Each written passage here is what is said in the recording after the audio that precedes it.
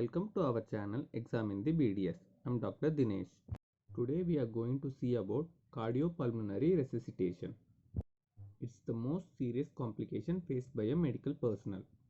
If the heart stops beating suddenly, vital organs will be deprived of oxygen. Let's see its etiology. Cardiac arrest may be caused by cardiac disease, hypoxia, hypotension caused by massive blood loss, and even the fear the patient faced while being treated in a dental chair may evoke a cardiac arrest. Now I am going to tell regarding a few misconceptions regarding CPR. Females have a low chance of getting a CPR after the loss of consciousness. This is because of two reasons. The first reason is that people think that ladies are weak and cardiac compressions may hurt their chest and bones. This is a misconception. The second reason is that people are afraid of getting sexual charges for doing CPR. But we shouldn't bother about what others think.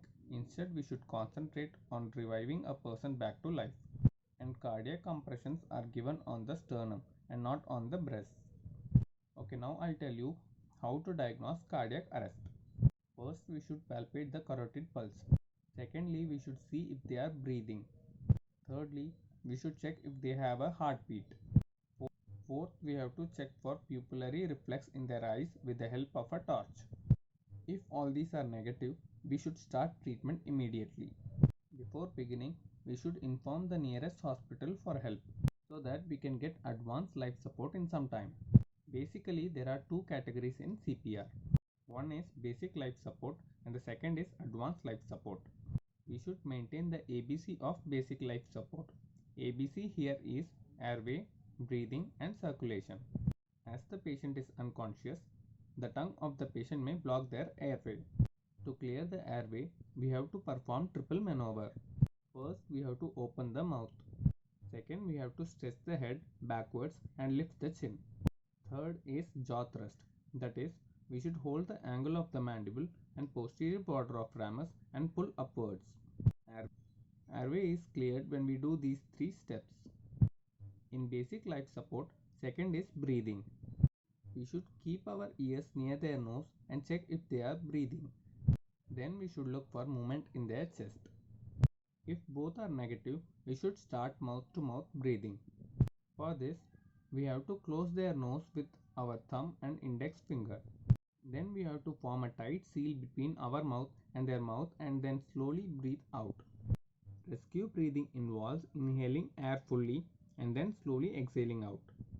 In hospital setups, we can also do mouth-to-mask breathing. In basic life support, next is circulation. For this, first we have to check carotid pulse between trachea and neck muscles. When it's negative, we have to start cardiac compressions. For this, we have to interlock our fingers like this and give compressions on the lower half of sternum, which is approximately in between the nipple line. For infants, we do it slightly below the nipple line with two fingers. Before giving compressions, we should position ourselves in the patient's shoulder line and our elbows should be locked. We should not fold our elbows. We have to maintain 80 beats per minute. And during this, our heart is compressed between sternum and vertebrae, thereby supplying blood to brain and other organs of the body. For single rescuer, compression and ventilation ratio is 18 compressions to 2 ventilations. In the presence of two rescuers, the ratio is 5:1. Next is advanced life support. In this we follow ABC. Along with this, we also do defibrillation. For this, we place the pads below the left nipple and above the right nipple. After placing the pads, the machine will estimate the amount of shock required. And after it has analyzed, we give the shock.